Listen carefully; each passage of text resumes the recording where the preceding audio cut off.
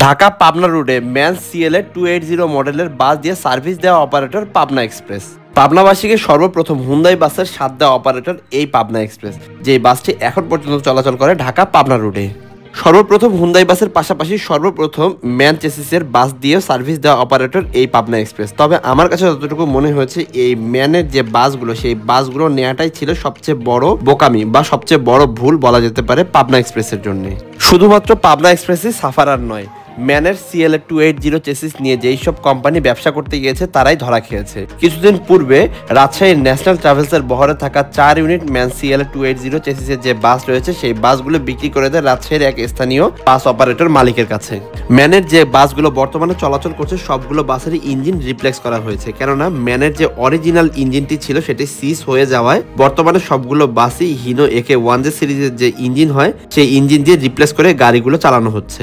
এই বাসগুলো এয়ার সাসপেনশনের হয় মোটামুটি ওই মুহূর্তে মালিকরা খুবই আশাবাদী ছিল এই বাসগুলো নিয়ে, কিন্তু কালের বিবর্তনে এই বাসগুলো আশানুরূপ কোনো ফলই দিতে পারেনি। ম্যান একটি জার্মানি ব্র্যান্ড এবং মোটামুটি পুরো বিশ্বেই এর দাপট রয়েছে, তবে বাংলাদেশে এই চেসিসগুলো মোটামুটি ফ্লপ বলা যেতে পারে। বাংলাদেশে প্রথমে আসে ম্যান সিএলএ 280 চেসিস এবং পরবর্তীতে আসে ম্যান সিএলএ 220। এই দুটো চেসিসই মূলত ট্রাকের চেসিস, এগুলোকে মডিফাই করে বাসের চেসিসে রূপান্তর করা হয়েছে। ম্যানের এই চেসিসগুলো মোটামুটি 280 হর্স পাওয়ারের হয়ে থাকে। এই বাসগুলোর লেট পিক আপ এবং প্রচুর ইঞ্জিন সাউন্ডের কারণে খুব একটা আশানুরূপ ফল দিতে পারেনি এবং যাত্রীরাও খুব ভালো মানের যাত্রী সেবা পায়নি এই বাসগুলো থেকে।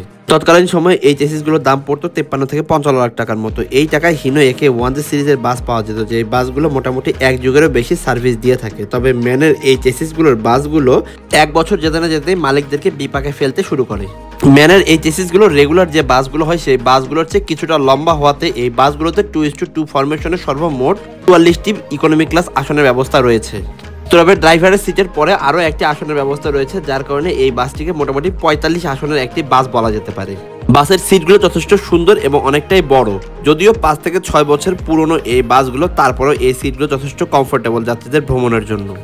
শুরুর দিকে এই বাসগুলোতে যাত্রীরা ভালো মানের যাত্রী সেবা পেতে এবং মালিকরাও অনেকটাই স্যাটিসফাই ছিল এই বাসগুলোকে নিয়ে। তবে এক বছর যেতে না যেতে যখন বাসের মালিকরা বিপাকে পড়তে শুরু করে, তখনই এই বাসগুলো মোটামুটি অনেক কোম্পানি বসিয়ে দিয়েছিল। জার্মানির বাস হওয়াতে মালিকরা অনেকটাই আশাবাদী ছিল এই বাসগুলোকে নিয়ে। সিটগুলোর সামনের দিকে স্ন্যাক্স আইটেম রাখার ব্যাগ এবং হ্যান্ড বার দুইটি ছিল এবং এই জায়গাতে একটি করে ব্লেজার অথবা কোট রাখার ব্যবস্থা রাখা হয়েছিল। এত পুরনো বাস হওয়া সত্ত্বেও বাসের ভেতরের দিকে যে ইন্টেরিয়রের কাজগুলো, সেই কাজগুলো এখন পর্যন্ত ভালোই রয়েছে। তবে এই বাসগুলোর যে ইন্টেরিয়র, সেগুলো নিয়ে কখনোই যাত্রীদের কোনো অভিযোগ ছিল না। অভিযোগ ছিল বাসের অন্যান্য বিষয়গুলো নিয়ে।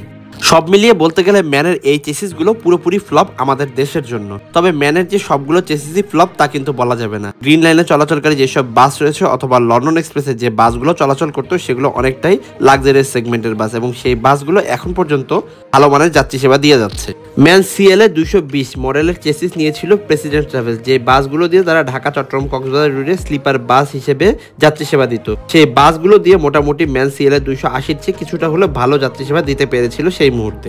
এভারেজে বলতে গেলে ম্যান সিএলএ 280 এবং ম্যান সিএলএ 220 দুটি ফ্লপ বাংলাদেশের জন্য।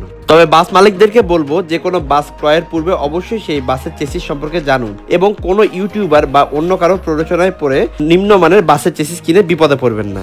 আজ এখানেই শেষ করছি, আবারও দেখা হচ্ছে। ততক্ষণ পর্যন্ত সবাই ভালো থাকবেন, সুস্থ থাকবেন, শুভ বিদায়।